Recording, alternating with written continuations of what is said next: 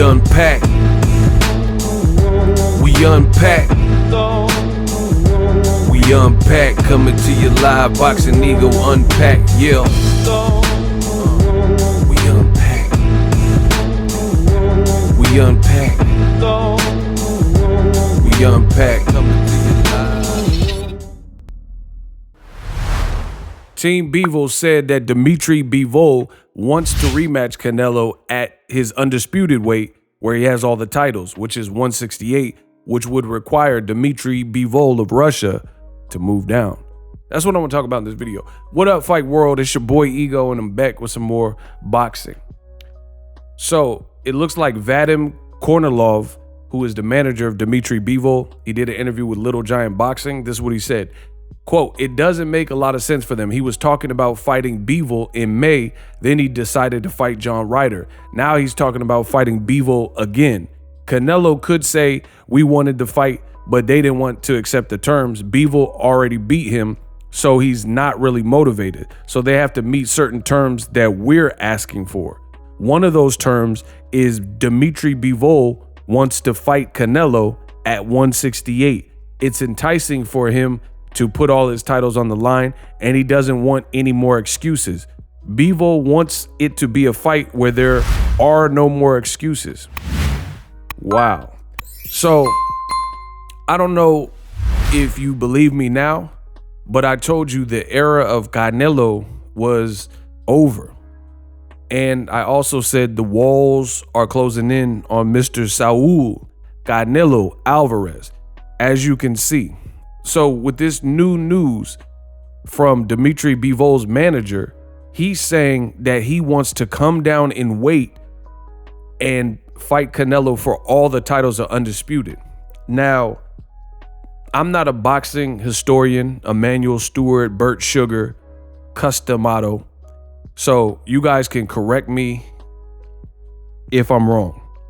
But in modern boxing history, I cannot recall a current fighter who was undefeated at a division like light heavyweight, and then he dropped down in weight to fight somebody who was pound for pound top 10 on the consensus list and happened to be undisputed at that weight, and then beat that person for all the titles. Again, I'm not a boxing historian. I can't think of anybody, because you have to look at it. There's only a handful of people in boxing history that have been undisputed, especially in the 4-belt era. So Jermaine Taylor, you know, we're talking about Bernard Hopkins, Canelo Alvarez, or Alexander Usyk, Devin Haney, the youngest undisputed, Terrence Bud Crawford, right? These are guys that have been undisputed. Recently, you had Nayao Inoue, but that would be like Errol Spence fighting his whole career pretty much at welterweight, 147, and then when Bud was undisputed after he knocked out Julius Ndongo, that would be like Errol Spence coming down from welterweight and going down to 140 to fight Bud Crawford for all of the titles at 140. I personally can't think of any time that has happened. So in my eyes, at least in modern history, or if you guys can prove me wrong, that would be pretty historic for a fighter to drop down in the 4-belt era, 6-8 pounds or whatever, and challenge an undisputed fighter for all their titles.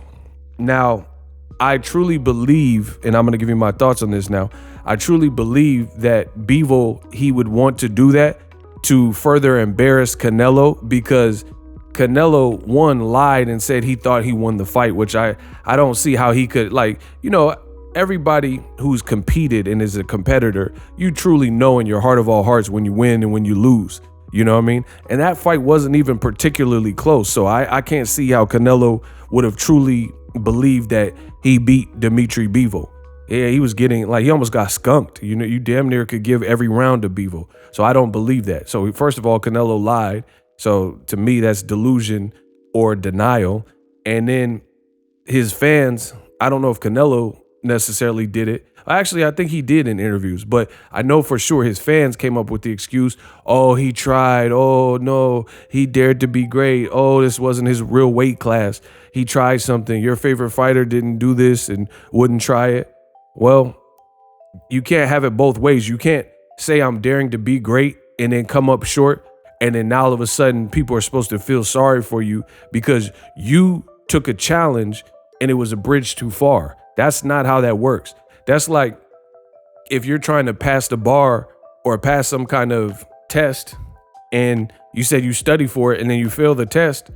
I mean, whose fault is that? You said you were ready for your driver's permit or your driver's license test and then you failed. I'm not going to give you credit for coming up short. I mean, I give you credit that I give any fighter for lacing them up, but you can't have it both ways. You can't say I'm big and bad. And see, Canelo's own arrogance got him in this position as far as I'm concerned, because he thought it was sweet with Bivol and Bivol hadn't been looking good. And he thought he was going to just throw these haymakers, and he fought like Teofimo fought George Kambosos, and Bivol, you know, wasn't having it and proved that he was way more skilled than he had been looking in his more recent fights, and Canelo underestimated him. That's what I truly think happens. Now Canelo's up against it because, I mean, he's fresh out of John Ryder. I mean, there's always an excuse. Oh, Canelo's coming off of an injury. Oh, it's a hometown feel-good fight. It's always an excuse for Canelo. So once you get this John Ryder fight out of your system, most people are favoring Canelo to beat him.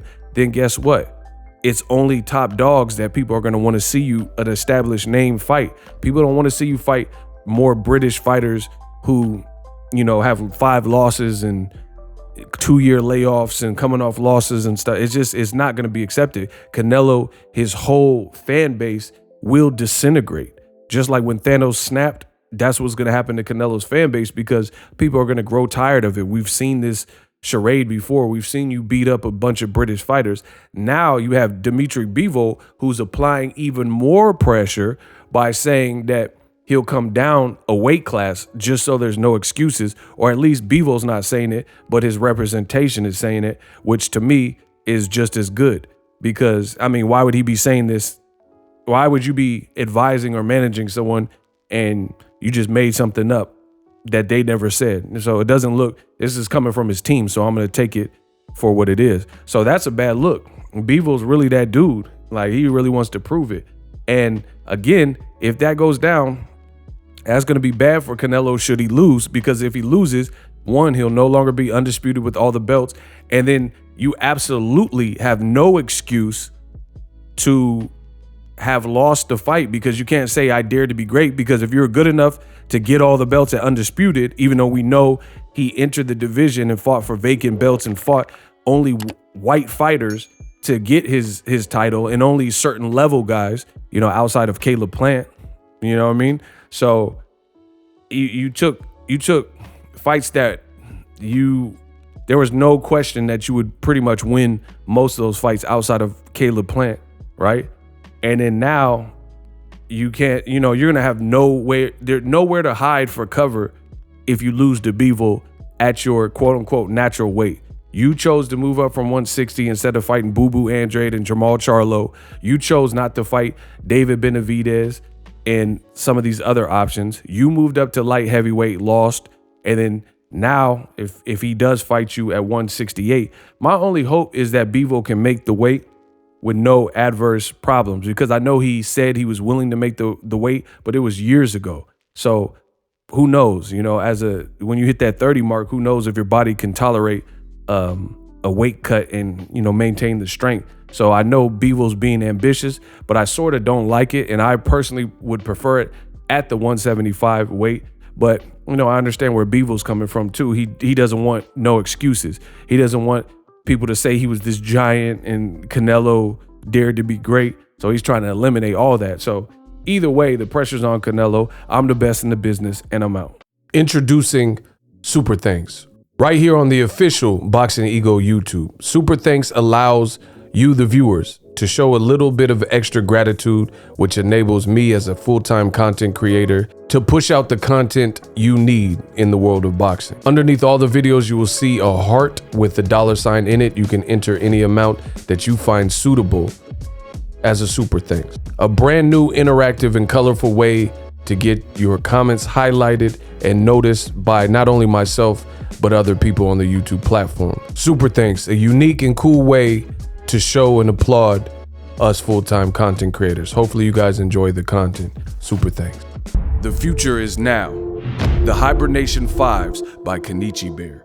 Hybrid gaming and lifestyle headphones. Out of the box, you can connect to any console or PC. Bluetooth ready with a low latency USB adapter, color RGB, and extreme bass mode. The Hibernation 5s adjust to you. Whether you need a gaming, travel, gym, or lifestyle headphones, the Hibernations got you covered. The new Hibernation 5s, link in the description. Customize the way you hear the world. Welcome to the nation. Are you tired of your YouTube videos not getting any views? Well, consider TubeBuddy. I've used TubeBuddy for years to scale up my YouTube channel. Now we're sitting over 200,000 subscribers. TubeBuddy is a browser extension that offers a ton of built-in productivity and time-saving services to take your channel to the next level. Use my link in the description to get started with TubeBuddy and level up your channel faster. We working.